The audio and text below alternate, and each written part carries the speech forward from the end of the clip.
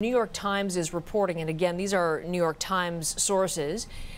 We don't have independent corroboration, but what the New York Times is saying, the president is showing symptoms of COVID-19, but mild ones. He was at a fundraiser you're going to tell us about on Thursday, and according to people who were there, he was lethargic. These are people who were in attendance in New Jersey. So that New Jersey event is a big part of the timeline for all of this as people look to the moment when the president was infected, who infected the president, what was the source of his infection, and of course begin the contact tracing with all of the people he has come into contact with over the past days. Yeah, and a big effort to retrace the president's steps, who he met with during the week, because we know that he was in contact with dozens of people, from staff and advisors to fundraisers to Congress people to business people. So a lot to unpack there as contact tracers try and figure out whether anyone may have been infected through the president, or indeed who infected him. If we take a look back at Monday when the week began, he had two events at the White House. You're looking at one there with a vehicle manufacturing company, and we know that Trump was in pretty close proximity to two members of Congress and three representatives from the company, as you can see there, standing just a very short distance apart, not wearing masks either. At a second event during the day, there was more distancing. That was when he made an announcement in the Rose Garden, but trailed pretty closely by his Vice President Mike Pence, who we've learned this morning has tested negative in his latest tests. But then you look to Tuesday. That was a big day from the president's past week, because it was the first presidential debate. Him and Joe Biden on stage together, distanced, not wearing masks, but plenty of people asking about Joe Biden now. He has sent his well wishes to the president, but will he get tested as a result of having been in that proximity to the president?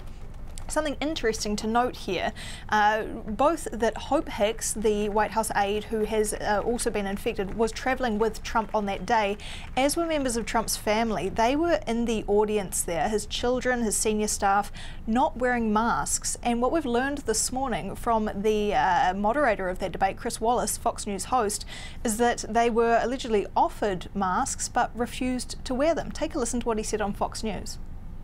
The Trump side of the hall, Mrs. Trump came in wearing a mask but took it off once she sat down. I didn't see when they came in, but all the other members of the first family that I saw there, including Ivanka, Tiffany, when they sat down, they weren't wearing masks. I'm told by the pool of reporters who was there that somebody from the Cleveland Clinic came up to the first family. I believe this was before Mrs. Trump sat down, and offered them masks in case they didn't have them, and they waved them away. Now, the following day, after the debate Wednesday, Trump was traveling again. He was in Minnesota for two events. One was a fundraiser at a private home, and also this outdoor rally. We know Hope Hicks was on that trip. She had tested negative in a COVID test that morning, but she felt unwell as the evening went on, and she actually isolated herself aboard Air Force One that evening, returning to Washington, then took a new test and got that result back, coming back positive, and announced yesterday morning. Now, we know the White House knew of that result yesterday morning. We don't know if Trump knew about it himself, because he continued traveling. He went to his Bedminster resort in New Jersey for another fundraiser.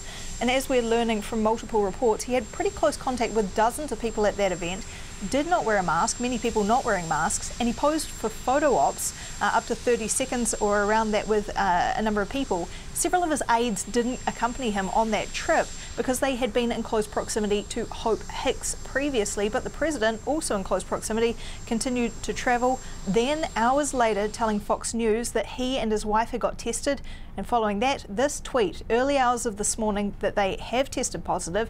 They're going to begin their quarantine and recovery immediately. Heather. Laura, thank you for all of that.